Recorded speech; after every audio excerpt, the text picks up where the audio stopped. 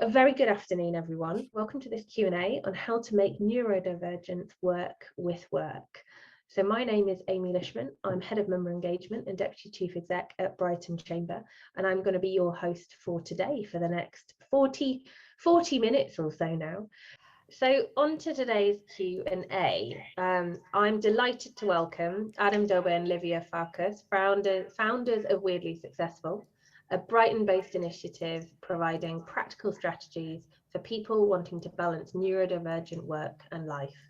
So friends turned small business owners for 17 years, they've developed strategies and frameworks for life and business that turned out to work great for neurodivergent conditions like ADHD, autism, sensory processing disorder or SPD, and more. Then, in a plot twist, they are all found out about their own neurodivergent conditions. And now, after 2 years of research, they share the knowledge and practices that have helped them and thousands of people they've taught them too. I will be asking Adam and Livia some prepared questions, all designed to give you the answers that you've probably been looking for. And if there'll be questions coming in, and I know some of you as well have sent questions in advance, which we picked up on. So we'll be getting to those as well. So please do send your questions through on the chat to me, Amy Lishman, and I'll keep a look at as we go on. But without further ado, let's get started on our first question. So welcome, Adam and Livia. Thanks for joining. Hi. Thank you for having us. So very happy to be here. First question to you is, how does neurodivergence relate to work in the first place? Okay. So yeah, a couple of disclaimers before we start, because a lot of advice around neurodivergence is usually developed and given by people who are not themselves neurodivergent. They may have read the books and went to some events over the weekends, but it's usually not neurodivergent people talking about neurodivergent people. So that's not the case with us. We're both neurodivergent. I've got diagnosis of ADHD, OCD, and I also have some autistic traits on the side. I also officially have ADHD as of our 37th year on this planet. So as very typical with neurodivergent adults in the UK, we've both lived with undiagnosed neurodivergence for 37 years. I also did 73, which would have made us look really good. So that's kind of our framework for this. And instead of really just going into like definitions and very sciencey, bogged down stuff, we usually like to start with a tale of two companies, as it were, both tech firms. Both stories are real, and obviously we've redacted the names. So we have Company A and Company B, and Company A had a brilliant designer and staff who was highly intelligent, master of detail, problem solving, and he was also the quirky guy in the office. Because his wardrobe was very limited to one specific brand of clothing and a matching specific brand of shoes. So, we know who that guy is. And one Friday, management comes in and says, all right, everybody pack up their stuff. We're moving to a new office over the weekend. Pack your boxes. Here's a new address. 3 seats down. See you on Monday. Bye. And the designer went into complete shock. He did pack his stuff, left at the end of the day, but didn't return to work for the next 9 months. He asked to work from home, and this was years before the pandemic, so it was pretty unusual to ask to work from home from that time. And it wasn't because he didn't want to, because of the overwhelm of this massive sudden disruption to his entire work routine, the daily schedule, how to get to the office, how the office is laid out. And he needed the support, but it completely went under the radar. No one noticed it. So he was there for 9 months with, isolating in agony, and eventually came up with an adaptation. He asked for a specific spot in the garage of the new building, and he got himself a car to replace just going by the bus. So he could expect every day what would happen, and he would just go down, get in the car, go to the office, get out the garage, go up to the office, and that was it. So he solved it for himself, but it took 9 months, and it was a lot of distress in between. And he was on his own. So Company B is also a tech company, and they also moved office, but here the management did things differently. For example, they said, all right, we're going to move office 6 months from now, not next Monday, and here's the exact date so you can prepare. Everyone's going to get boxes with their name on it, so everyone's belongings are accounted for, so you don't need to stress about what's missing. A specific guy is in charge of the boxes, and any packing questions you have, you can direct to him. On request, we'll arrange trips for groups and individuals to check out the new building, or you can go your own time and just, spec what's there, where's the toilet, where's the best coffee nearby. And they've set up time for sessions where everyone could bring in their questions about the move. And they had opportunity to ask questions anonymously as well. So it was a more friendly and well-paced out process. Yeah, and we like this example because A, this both happened, and B, in a nutshell, this is the difference between a company that has strategies in place to support neurodivergent employees and another one that hasn't. And you can see from these stories that it doesn't matter who has what diagnosis or whether someone's has a piece of paper saying that they have a diagnosis or they're undiagnosed. There was a clear need for support, and it went under the radar completely in the first place. And there were no proactive strategies and no reactive strategies in place when obstacles come up, because no one can expect workplaces to know in advance all the things that might come up. But there was no communication space set up for people to feel safe to go, look, sure you didn't mean it, but this thing that you did prevents me from doing my work. What reasonable adaptations could we work out? Yeah. Okay. So yeah, neurodivergence is very prevalent, but it doesn't matter if you're diagnosed or not, because if you need support, then you need support, and that's it. Yeah. So it doesn't matter why you need the support. Yeah, it's even from an ultra-capitalist perspective, it's good to treat people fairly because it helps with their well-being and job satisfaction and motivation and productivity and the bottom line. But, it's just nice to be nice, I guess. Thank you both. So moving on to the next question, what are the neurodivergent traits that affect the way we work? Okay, so before we start, always disclaimers. Neurodivergence was originally only used for autism, but it's been widened to cover a variety of this is my bane of the word, neurodevelopmental conditions and specific learning difficulties. ADHD is in there, so is dyslexia, dyscalculia, OCD, autistic spectrum conditions, and a number of others. Yeah, and we don't want to get into science too much, even though I love to talk about it for 6 hours. And can. Prompted or unprompted. But we need to say a couple of things just because of how much has changed in how we view this whole area. And a lot of companies are still making decisions based on findings or assumptions that have been, sort of outdated for 10 years, 20 years, 30 years. So let's see if the slides work. That's us. Yeah. Those are the slides. So, and they skip randomly. Cool.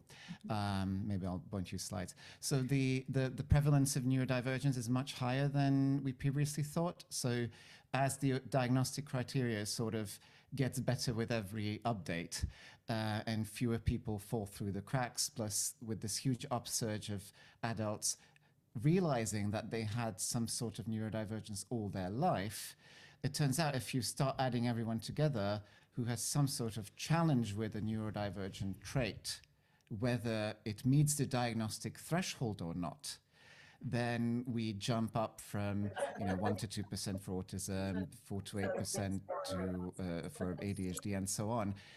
When we just look at, okay, I don't care about diagnosis. I care about whether these people find challenge in something that is otherwise linked to neurodivergence. Then we get to the 20-25% level. So that is why it's very important to look at how to sort out neurodivergence challenges in the workplace, because some people will never get a diagnosis of anything. They will never feel that they're neurodivergent, they will still struggle in that area because just that part of the brain is wired a bit differently. So that's a very important thing to keep in mind. The second one is that adults are still massively under and misdiagnosed. And this is gendered as well. Of course it is. That's what you can talk about for 3 hours, Yeah. and we will all get pretty riled up and, storm Westminster and whatever. Women are even more massively underdiagnosed and misdiagnosed, mostly with depression or being a mum is what I'm hearing a lot when I'm talking to clients. Yeah. Do you want to add to that? Yeah, it's because neurodivergence often presents differently in women, and it's less of a very obvious hyperactive little boy that jumps on the table and climbs the trees, and it's more like a daydreaming little girl who doesn't organize cars in a row, but maybe has a very intense obsession with horses and boy bands, but that's just girl things.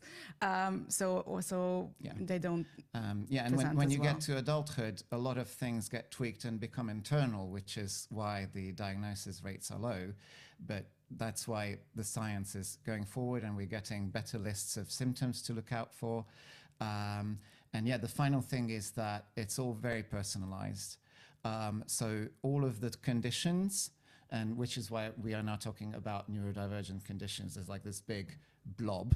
I wouldn't even call it an umbrella. It's a weird multicolored blob. They're all very connected. So a lot of overlaps. 60 to 80% of people who have ADHD are also autistic, and the same backwards. A lot of OCD traits appear both in ADHD and autism.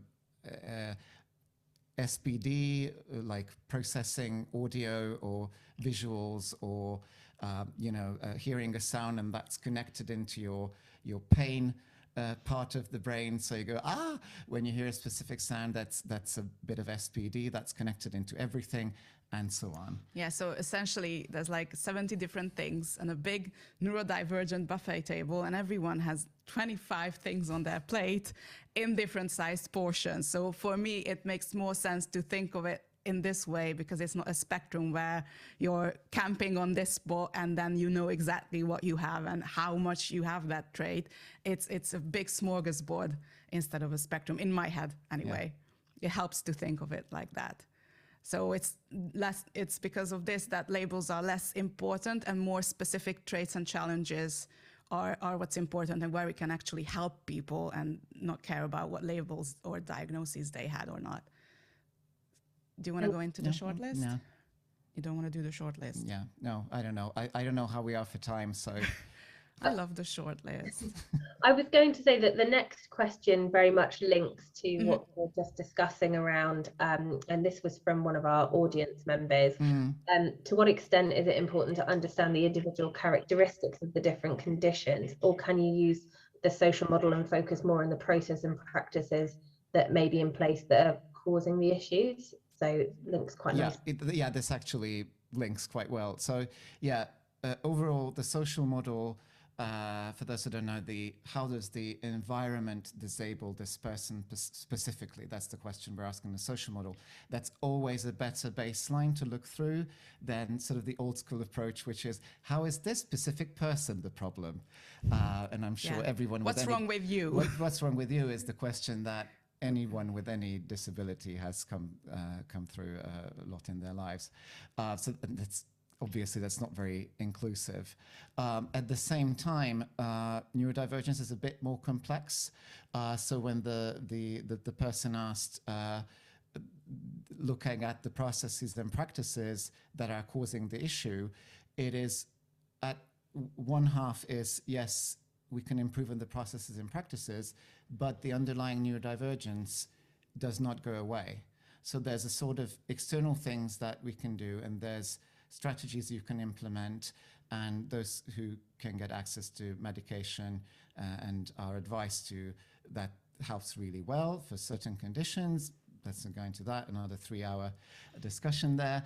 But all of these combined will help someone, I don't like to use the word thrive. It's very new age American super optimistic. Not suffer. But not suffer, maybe. Yeah, that's a better way to look at it. But the neurodivergence does not go away. It will be there, and it would be internally there even if it doesn't externally present all the time. Yeah, and you have a good example for this. If someone can't go up the stairs and you put a ramp in, it will help anyone who can't go up the stairs for whatever reason, and that's that. So then the barrier is removed. Like, I can't see without my contacts, I put them in, then I stop being blind because I can see. Yeah, I'm partially blind in my right eye, but if it works. But it's not with my neurodivergence. Even though I have my planners and stickers and stuff and everything, I'm still neurodivergent. It doesn't just fix it or goes away. So it's not like a one size fits all solution, and there's no practice manual, best practice manual for anyone. Let's just we skip the part where I showed you sometimes even the ramps don't work, this is the one voted the I think extreme wheelchairing championships top contender there. Can you go back to the I traits wanted a bit? to go. Yeah, it's just not behaving the way I wanted to. It's just jumping across the. There you go. Ah. Even our slides are hyperactive. Yeah, very. So this, I'm not going to go through it all. Anyone wants to take a screenshot, go ahead. These are the common areas that are affected by neurodivergence. And again, I'm talking in the umbrella /blob /smorgasbord look at it. And it can, depending on the presentation, depending on the sort of neurodivergence, it can affect anything: organization, time management, working memory, finishing and starting tasks and projects, working memory, reading and writing, working with other people, working memory, sensory overload, and working memory, which is a joke I like to put in because I actually have a horrible, so anything that's more than 3 items of a list, I will forget when we get to 4. So if anyone can spot in the list, we just put that in. And also, these don't present themselves at the same value at the same time. So it depends on whether your hormones are, whether you're PMSing or menstruating or having menopause or just, super tired or grieving. So it compounds. It can be better. So some days I'm sensory sensitive to noise. Other days I can't work without music because I need the music. So it's not like, okay, I'm this, you need to treat me this way and this is the law. It's a, communication and a constant dialogue. Which is why you can have best practices, ruler for everything. So you can look at, okay, here's 5 things you can try for time management, and something will work for someone and not for others. So there's never going to be in neurodivergence a fixed set of, okay, these are the absolute best practices. And if you see an article like that, don't click it because it's so individualized that you need to look at individual traits. Here's the toolbox for that. Try one thing and see preferences if it works. and needs. What's your preference? What you need? Does it fix a bit of it? Do you need to put it together with something else? It's a lot of trial and error. Sometimes even having fun with it. It's just sort of playing around with what combinations of strategies and methods might work for the individual person. And again, that makes it not a weekend thing. It makes it an ongoing learning process for employee and employer as well. And if it's the same person, then double the fun. What I'm hearing from you both is the importance of communication, keeping that going, constantly talking, asking questions, not making assumptions. So thank you for sharing that. Do you want to talk about any other one-size-fits-all approaches that have just not worked, or do you want to move on to the next question about management? I think let's do myth debunking because we both love doing that, and there's a lot of them. Do you want to start with your pet peeve? I'm a big planner person, but I know what I like. So it doesn't help when people say, oh, if you forget things, just write them down, because where? With what pencil? Is it a to-do list? Is it, digital? Is it on paper? Is it vertical? Is it horizontal? What makes sense to your brain is very individual, and therefore time management is very individual. It's not like, oh, you have a planner. Okay, which one? Is it thick? Do I like the paper? Will it fit in my bag? It's so very personal that the best planner is the one you'll use, and the one you'll use is the one that makes sense for your brain, which is logical, which you'll be happy to open up. Yeah. So these solutions are very broad, and I like to go in deep, saying like, okay, do you like colors? Which ones do you like?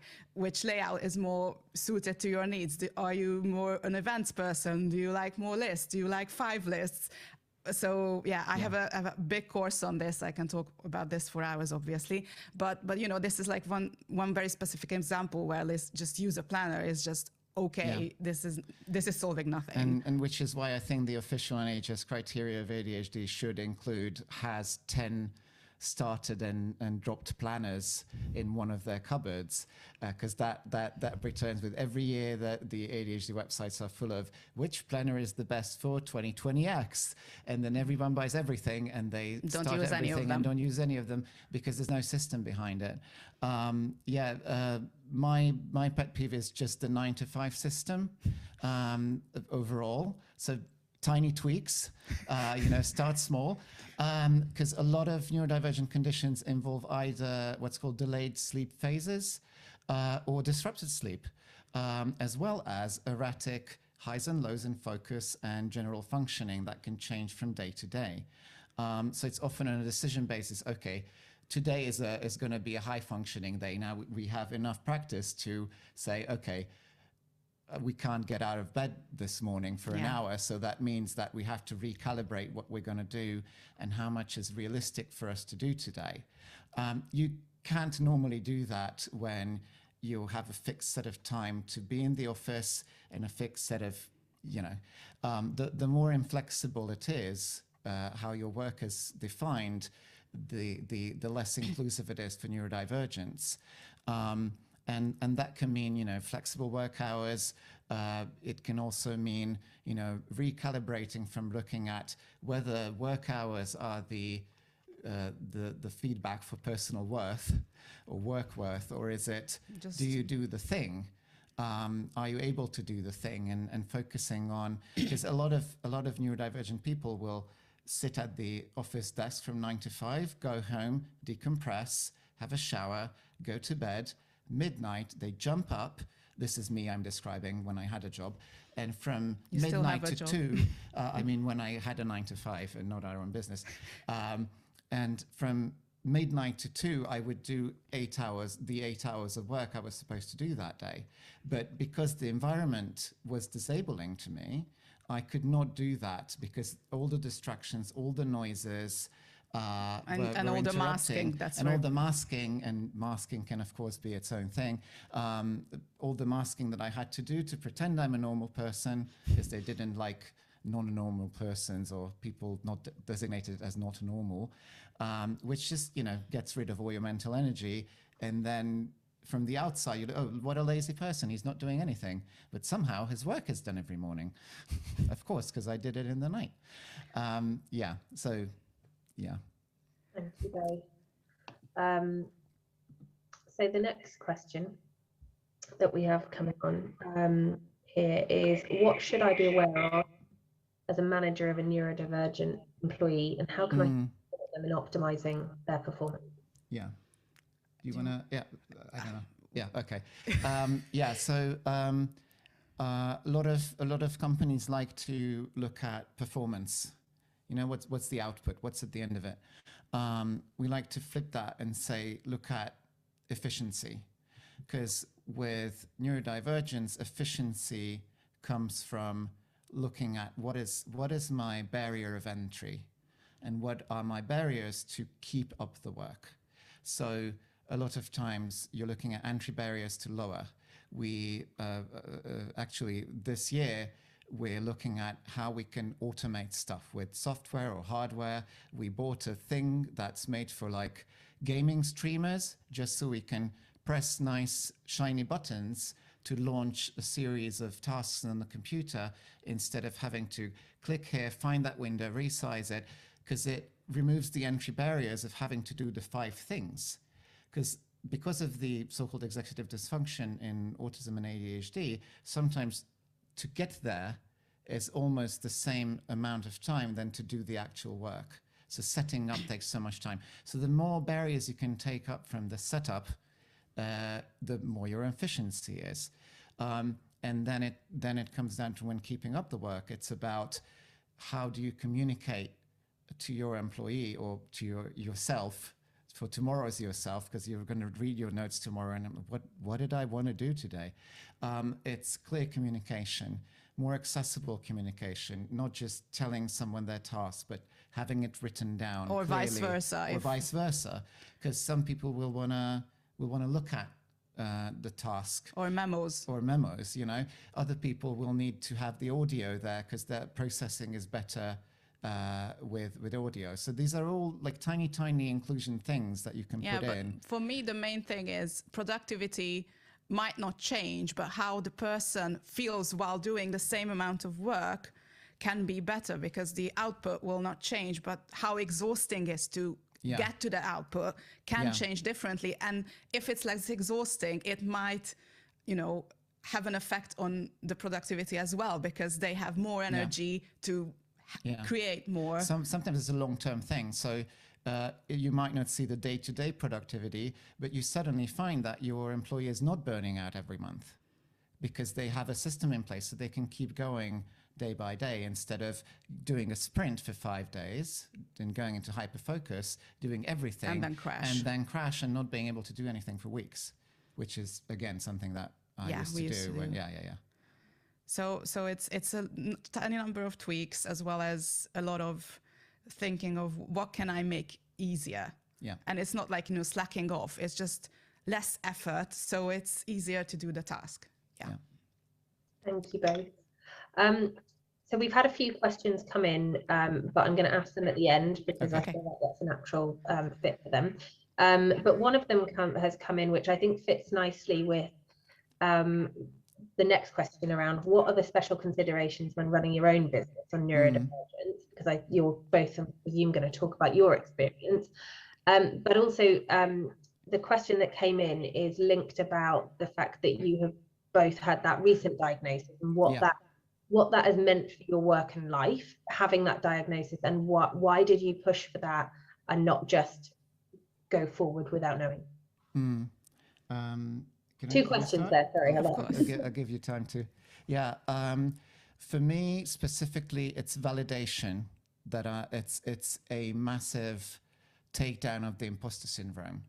Because especially, I think, for small business owners, we started freelancing around 2006-ish or even earlier, and then we started the company that became this thing 12 years ago, I think.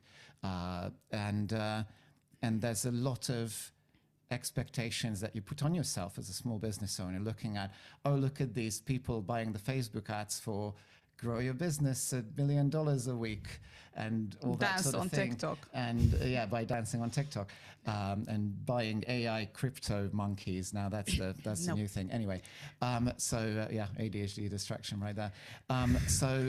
It's a big validation that yes, I'm not actually lazy like they told me all my life I was. Or I'm not unintelligent because I can't make it work, or financially the reason we were not making as much as we thought we needed to make in order to keep the company afloat, and we had some very hard years, obviously pandemic and Brexit and all that, but also it was because we were fighting our own executive functioning all the time, and being able to put names to things, being able to look at the symptoms and traits and say, now I know what this is called. So I can look for solutions. So you can look for specific solutions for that. And specifically for executive dysfunction, and this is personal preference. I spent decades trying all the things they tell you to do.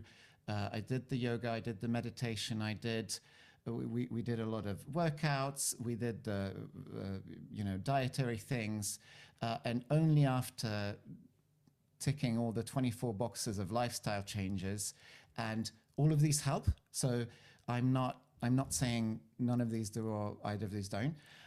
They all help. But if your brain lacks the dopamine because it doesn't make enough, it's like insulin.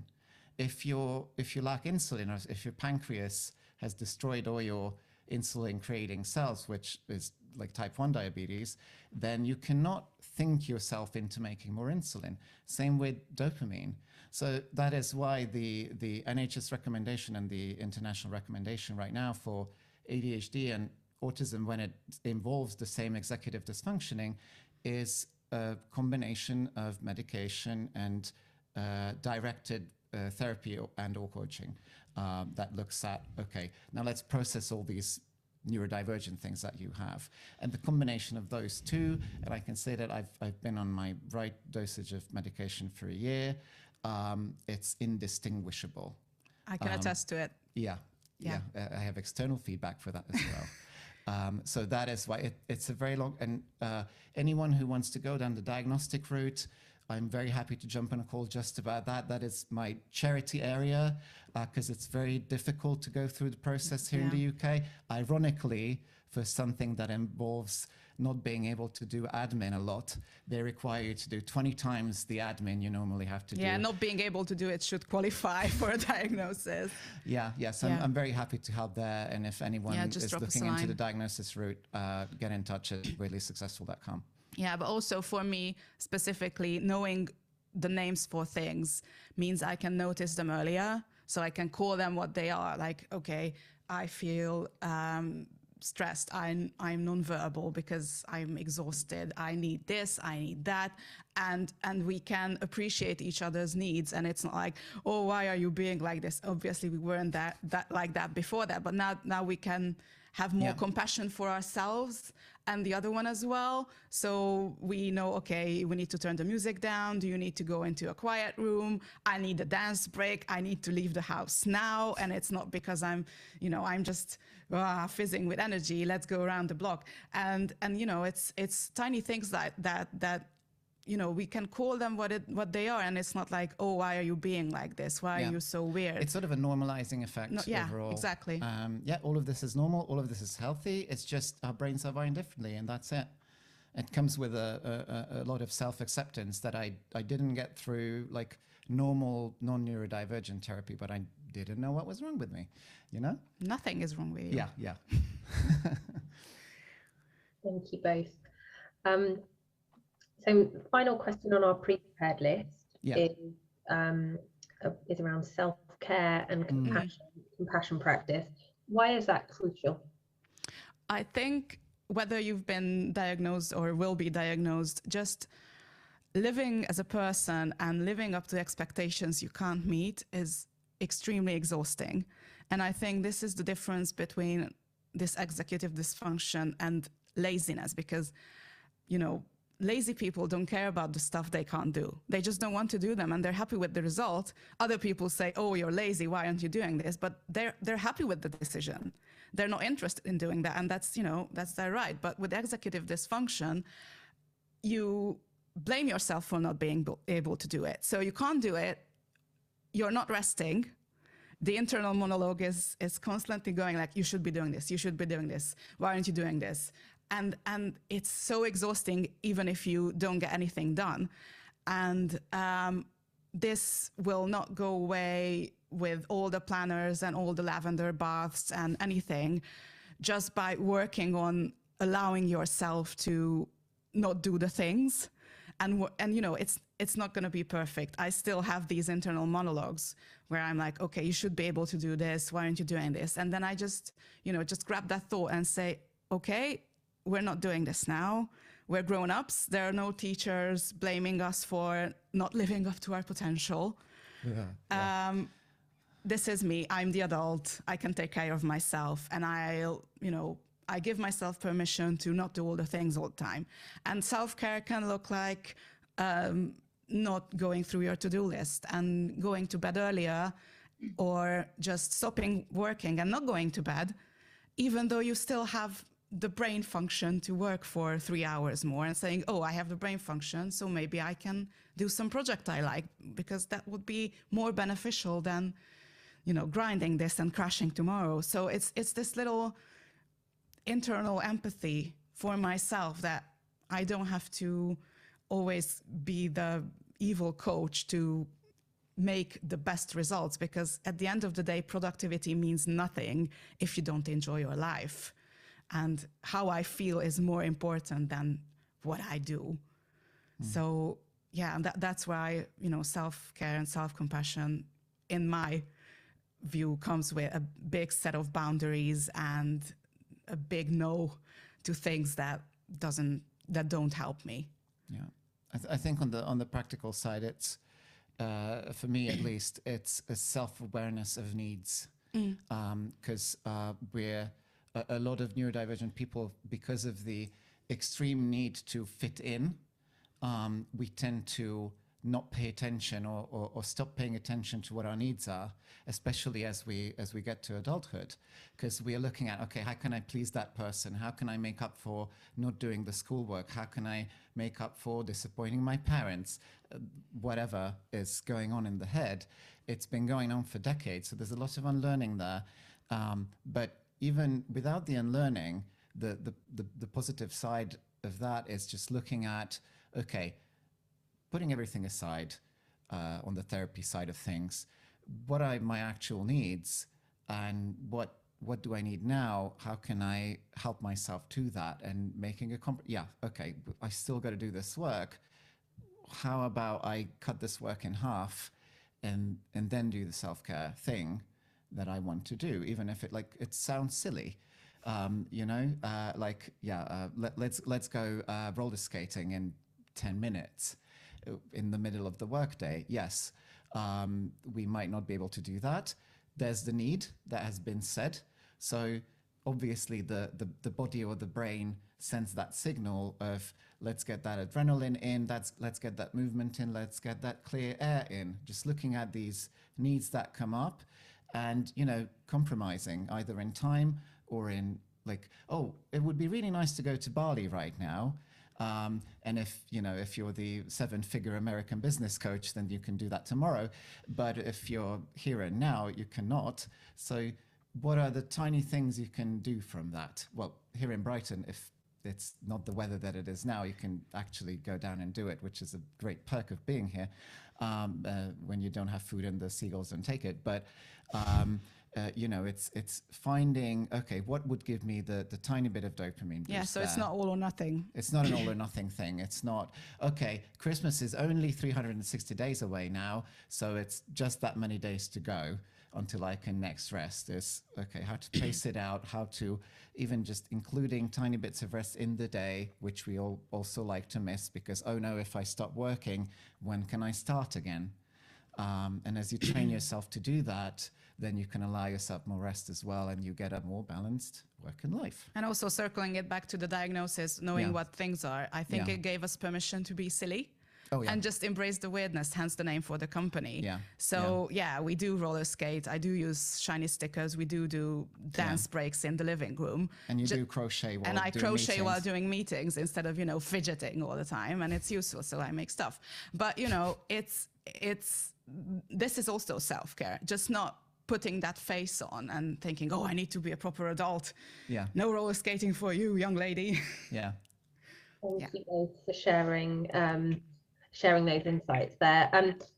We are coming up to time, but there's one question that has come through in a couple of different ways. They're not all the same, but I just wanted, if we could give a short answer, sorry, to the question of, is there anything that employers should specifically prioritize, perhaps in their physical workspaces, or however work is set up, to prioritize and support those with neurodivergence?